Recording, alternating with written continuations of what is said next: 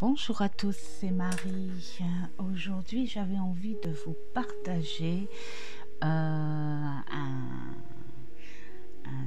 petite astuce, voilà, pour teinter les tranches de vos jeux tarot oracle.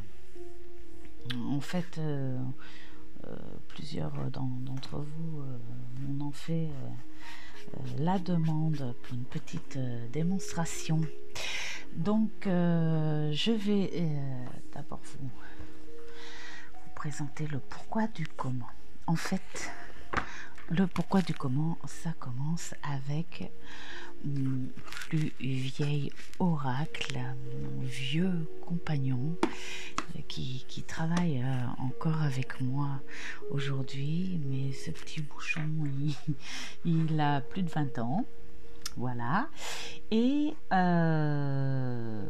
eh bien, il a déjà plus de boîte, hein, à force. Voilà, même sa boîte s'est déchirée. Il était dans ces boîtes souples, hein, genre ce genre de carton là, comme ça. Voilà. Donc, oui, après toutes ces années, ouvrir, fermer. Brasser, tout ça. Et donc, c'est le premier que j'ai teinté. En fait, pour la petite histoire, hein, j'ai vu ça sur YouTube, une petite vidéo. Et je me suis dit que ça pouvait être pas mal pour redonner un petit coup de peps, de jeunesse à ce beau jeu. J'en profite d'ailleurs, hein, on va faire le 2 en 1 pour vous montrer aussi comment on peut recycler, hein, et redonner du neuf aussi pour trouver un autre emballage à son jeu. Ça, ce sont des petites boîtes de dragées que j'ai trouvées à Noz, entre guillemets, et à vraiment pas cher, hein. Et donc je l'ai recouverte, hein, parce qu'on n'avait pas gardé le mot dragée dessus, donc recouverte. Et ça fait une boîte pour mon jeu. Je lui ai fait aussi une petite pochette pour le protéger encore plus. Recyclage, pantalon de ma fille qui n'était pas donnable ou vendable. Il était bien abîmé, mais il y avait encore des morceaux de tissu sympas, hein, qu'on pouvait se resservir. Et voilà, petite pochette recyclée maison. Voilà, et mon petit jeu qui est donc l'oracle G. Il a servi à beaucoup de monde et il sert encore. J'ai des consultantes qui veulent vraiment, elles le connaissent par cœur, donc elles veulent absolument ce jeu quand elles viennent me voir. Donc tant qu'il sera là, hein, voilà, je ne changerai pas, c'est mon poteau depuis le début. Donc je me suis dit, je vais me lancer avec ce jeu. Et donc par rapport au dos, hein, noir et doré, j'ai pris un marqueur métallisé châtaigne et un marqueur marron clair mat, et donc le mélange des deux, voilà, ça fait l'aspect vieilli comme je voulais en fait. Voilà, ça fait le genre, vous savez, ces jeux qui ont toujours existé, ce jeu magique. Voilà, c'est mon petit délire. Alors, j'ai commencé avec celui-ci. Donc, oui, je me suis un petit peu écartée, mais on va peut-être quand même expliquer, hein. La tranche était quand même tachée et abîmée, hein, à force de brasser. Et quand vous teintez avec les feutres, en fait, ça lui donne un aspect lisse, du coup, comme si le papier avait bu l'encre, comme si c'était refait. Donc voilà, il est reparti encore pour 20 ans. Allez, hop, nouvel emballage, nouveau look, et c'est parfait. Autre exemple de couleur, ce bel oracle que j'ai eu à Noël. Je sais que je vais m'en servir souvent, hein, lui aussi. L'avantage, c'est la carte est déjà très très lisse, voilà, de bonne qualité quand même, mais bon, la tranche naturelle aussi, voilà, j'ai pris les devants, et là je l'ai fait en noir profond, et là aussi ça lui donne un aspect très lisse. Ça fait un peu cet aspect imperméable en fait. Donc comme ça, voilà, il s'abîmera pas trop rapidement. Il y a quoi aussi, alors là aussi, hop, on est parti sur du bricolage, de la rénovation. Oui, c'est des tarots qui ont servi, et dont la boîte, pareil, hein, très souple et abîmée. Celui-ci, je ne m'en sers plus, mais j'adore l'illustration, j'aime beaucoup ce peintre. Et là c'est pareil, hein. J'ai trouvé une boîte, on va dire, je vais vous montrer comment elle était avant, cette boîte quand même, hein.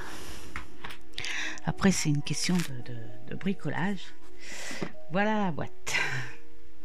Voilà, moi j'aimais bien l'aspect du bouquin et le fait qu'elle soit aimantée. Voilà, donc tu recouvres tout ça et hop, tu fais une superbe petite boîte toute neuve pour ton jeu. Voilà, donc tu récupères bien sûr le schéma de la boîte, hein, tu découpes ta boîte, hein. Donc là j'ai mis même un petit ruban pour enlever le jeu, pour pas l'abîmer. Et là lui, regardez ça, je l'ai fait en noir profond. Il a les bordures bien noires, donc ça lui donne ça le fait revivre aussi, hein. Ça l'a tout de suite, ça lui a tout de suite donné une autre on va dire un autre aspect, voilà, tout simplement. Et là aussi, hein, ce côté brillant et lisse, voilà, et ça fait tout de suite un petit truc très très classe. Donc voilà, nouveau look, nouvelle boîte pour Monsieur Klim. Hop, je mets là. Et après, dans la version pardon, excusez-moi, rénovation et relookage, vous avez ce beau tarot qui est magnifique. Alors, toujours même boîte, recouverte. Lui par contre j'ai oublié de mettre un ruban, donc il va peut-être falloir que je fasse ce petit ruban pour pas abîmer. Alors vous voyez là, regardez comme ça fait effet miroir, vous voyez. Donc du coup pour lui ça a été du doré, voilà.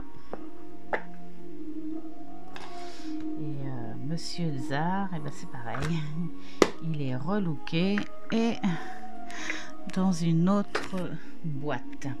Enfin voilà, c'est à peu près les petits. Alors on va en faire un petit dernier. Alors celui-là il n'était pas abîmé du tout, non plus, parce que il y a vraiment pas longtemps, enfin il n'y a pas longtemps, peut-être de 3 mois que je l'ai. D'ailleurs, j'ai fini de le travailler. Et puis ben, là, c'est pareil, hein, c'est comme l'autre oracle, petit enchanteur. J'ai pris les devants. Alors lui, je me suis régalée. Là, c'est pareil, hein, j'ai mis 2 teintes. Je sais pas si ça se voit. Enfin, j'ai voulu que ça se rapporte un peu avec les bordures marron, on va dire plutôt beige clair et foncé, un dégradé, hein. Et ce côté jaune de la flamme. J'avais pas envie de dorer. J'avais envie quelque chose qui fasse plus ancien. Pas vieux, mais ancien. Voilà, donc comme quand on patine un meuble, c'est l'idée que j'avais en tête. Et puis bon, ben voilà, ça a donné ça. Voilà. Donc, comme ça au moins, ça s'abîmera moins vite. Et. Voilà. Bon, allez, hop, cette fois j'arrête pour les exemples. On va passer à la démonstration, à la pratique. Alors, je recommande fortement des feutres ou des encreurs, comme vous voulez, à mine arrondie, bien ronde. Pas pointu. Pourquoi? Parce que déjà le pointu, si vous faites votre tranche dans ce sens, hop,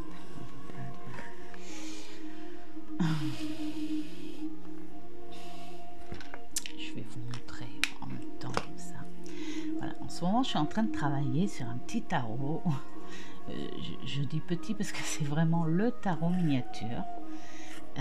Il existe en grande version, hein, mais bon, la créatrice a décidé de faire le miniature. J'adore. J'ai fait un seul tirage avec, mais bon, pour moi c'est plus mignon, hein, qu'autre chose, mais bon voilà, j'aime beaucoup. Donc j'ai commencé à faire version dorée. Voilà. Et donc pour vous expliquer,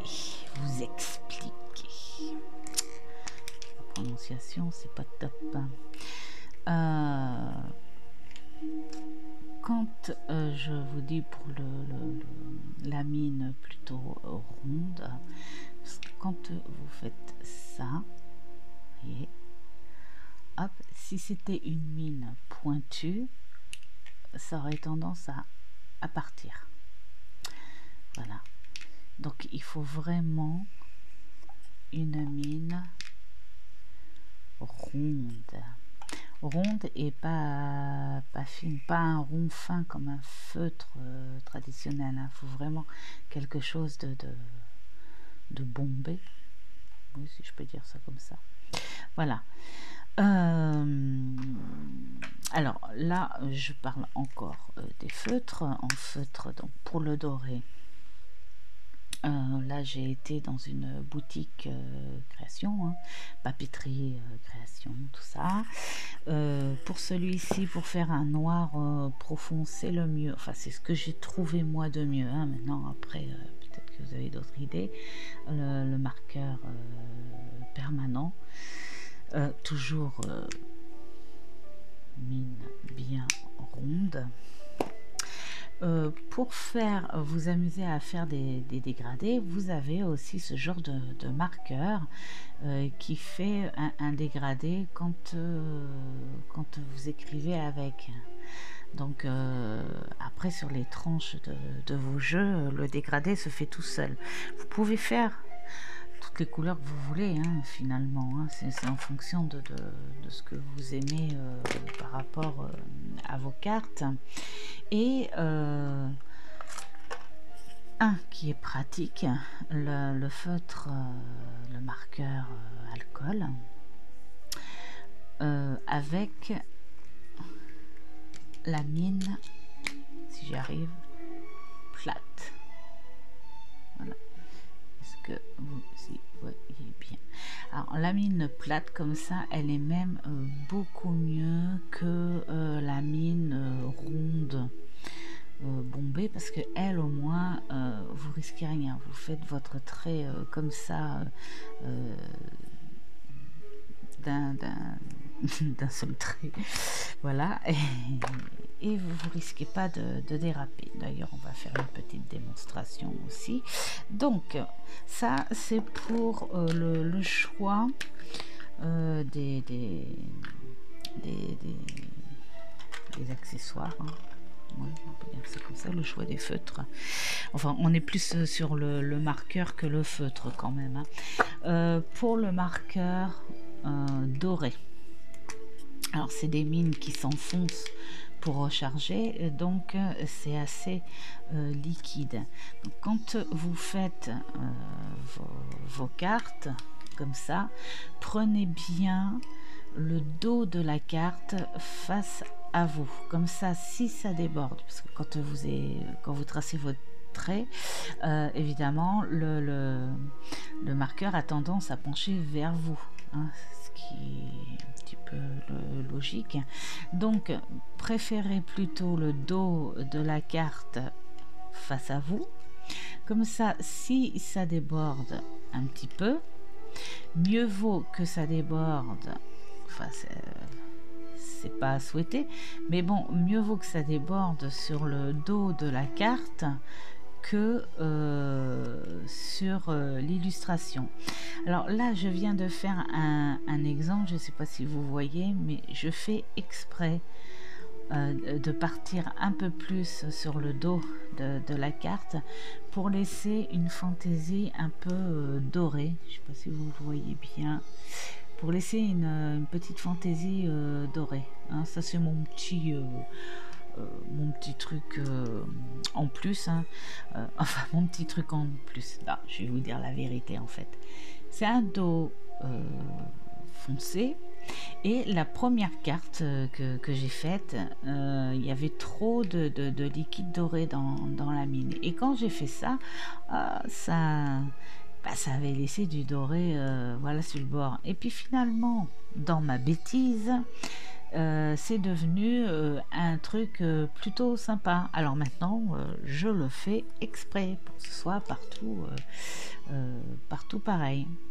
Donc, hop, là, vous continuez. Surtout, vous voyez comme je fais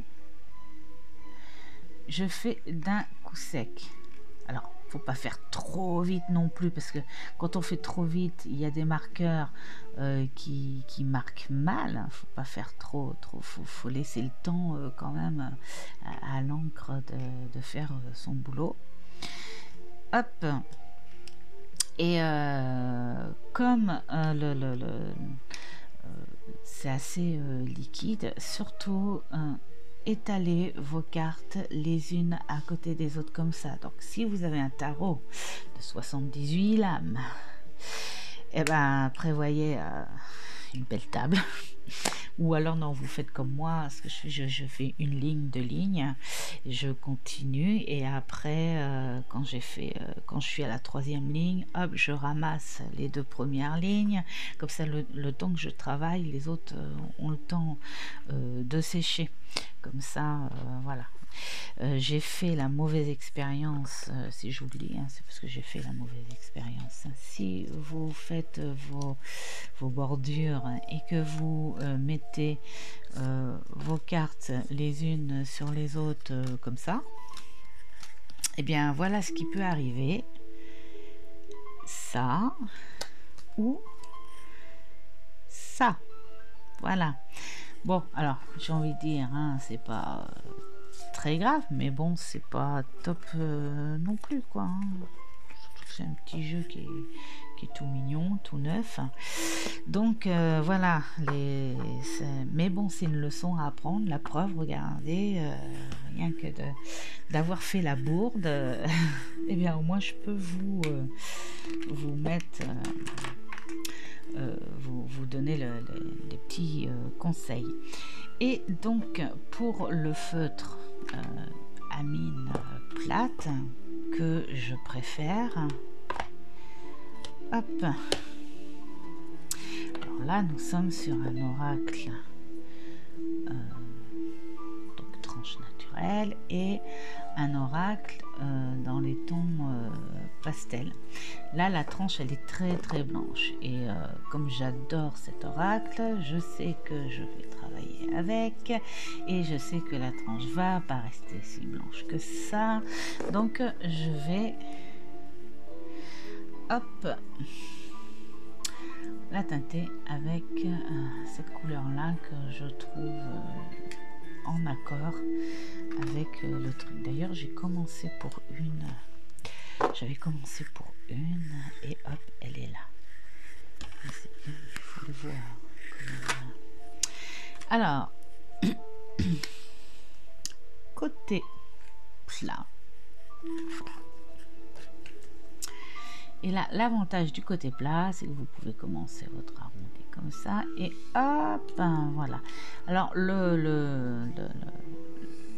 l'avantage de la mine, hein, comme ça, c'est que même si vous partez, comme je viens de faire là, je ne sais pas si vous avez remarqué, mais j'ai pas tenu ma carte comme il faut.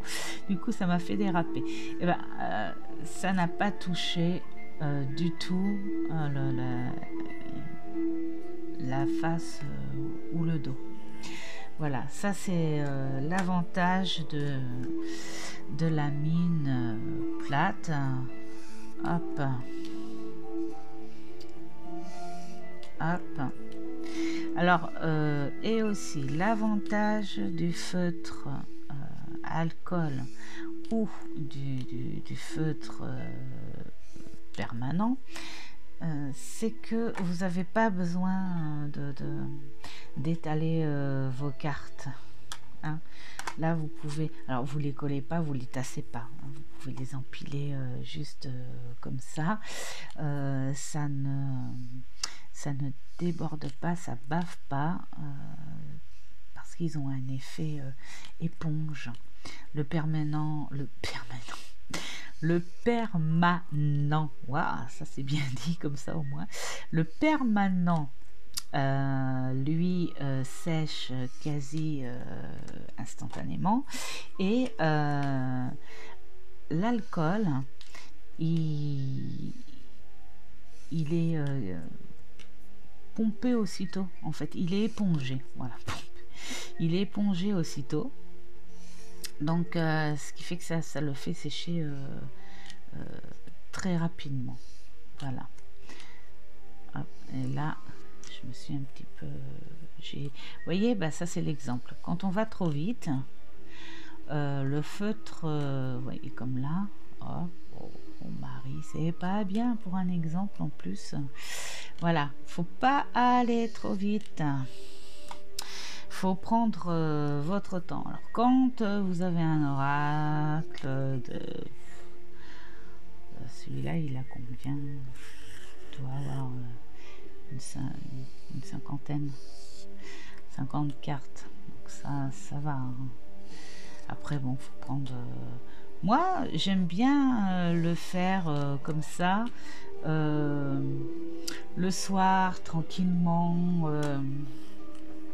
quand maman regarde un truc à la télé puis que ça m'attire pas vraiment, hop, je me mets pas loin de lui, comme ça on est ensemble et moi je me détends en faisant les tranches. Vous voyez, ça donne un petit, je sais pas trop si ça se voit cette épaisseur là, ça donne un petit quelque chose de discret, de sympa, et ça va protéger.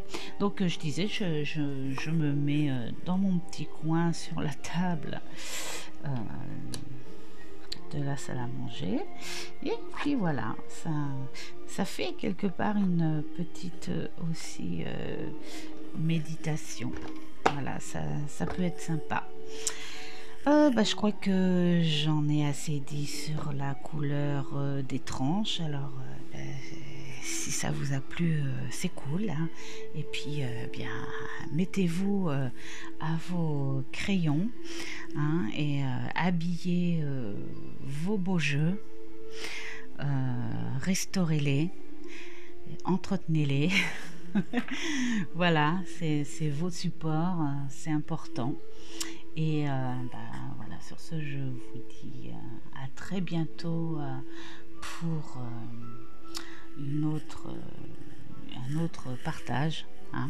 Voilà, et je vais pas traîner parce qu'il y a quand même, on est à 25 minutes. Hein. Il y en a une qui va me dire ça suffit. Je vous dis ciao ciao.